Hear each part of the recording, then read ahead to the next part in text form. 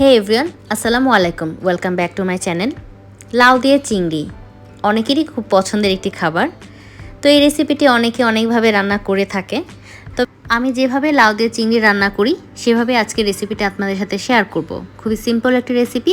আশা করছি যারা নতুন রাঁধুনি আপু ভাইয়ারা আছেন তাদের কাছে খুবই হেল্পফুল হবে। তো এখানে আমি পরিমাণ মতন লাউ নিয়েছি। ছোট মিডিয়াম সাইজের একটি লাউ ছিল, তো সেটাকে আমি কেটে নিয়েছি। এখানে নিয়েছি 8-10 পিস চিংড়ি মাছ। চিংড়িটা চাইলে আপনারা একটু বড় নিতে পারেন। আর প্রয়োজনে কিছু মশলা নিয়েছি। তো চলে যাচ্ছি মূল রান্নায়। তো সেজন্য এখানে একটি প্যানে আমি পরিমাণ মতন একটু তেল দিয়ে দিয়েছি, 1 টেবিল চামচের মতন।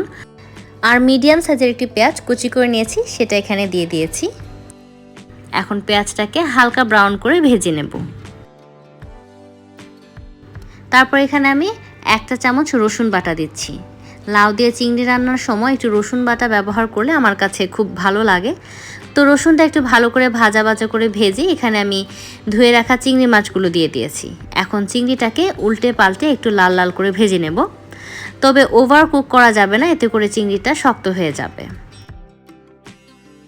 যখন হালকা লাল লাল করে ভাজা হবে তখন এখানে সামান্য একটু পানি দিয়ে দিয়েছি।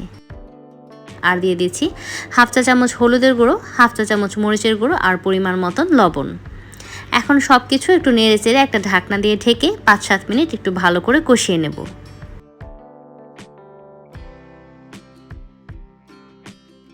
তো মশলাটা খুব ভালো করে কষানো হয়ে গেলে এখানে আমি কেটে রাখা লাউগুলো দিয়ে দেব।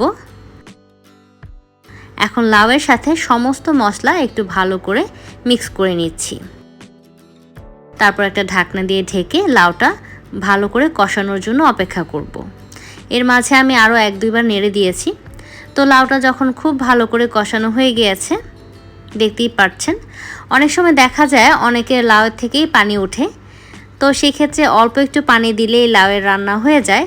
তো আমারটা থেকে যেহেতু বেশি পানি ওঠেনি, সো এখানে আমি একটু পানির পরিমাণ বেশি দিয়েছি, 1 কাপের মতন পানি দিয়েছি। এটা ডিপেন্ড করে আপনাদের টেস্টের উপর। আর দিয়েছি একটি বড় সাইজের টমেটো 4 টুকরো করে দিয়ে দিয়েছি। এখন ঢাকনা দিয়ে ঢেকে লাউটা পুরোপুরি সেদ্ধ হওয়া পর্যন্ত অপেক্ষা করব। আর হ্যাঁ, লাউ শুরু থেকে শেষ পর্যন্ত আঁচটা কিন্তু আমি একই রেখে রান্না করেছি। অর্থাৎ মিডিয়াম রাখলে মিডিয়াম আঁচেই রান্না করতে হবে, হাই রাখলে হাই আঁচেই রান্না করতে হবে। এতে করে দেখা যায় লাউয়ের স্বাদ আর কালার দুটো খুব ভালো আসে। তো আমার লাউটা খুব ভালো করে সেদ্ধ হয়ে গিয়েছে।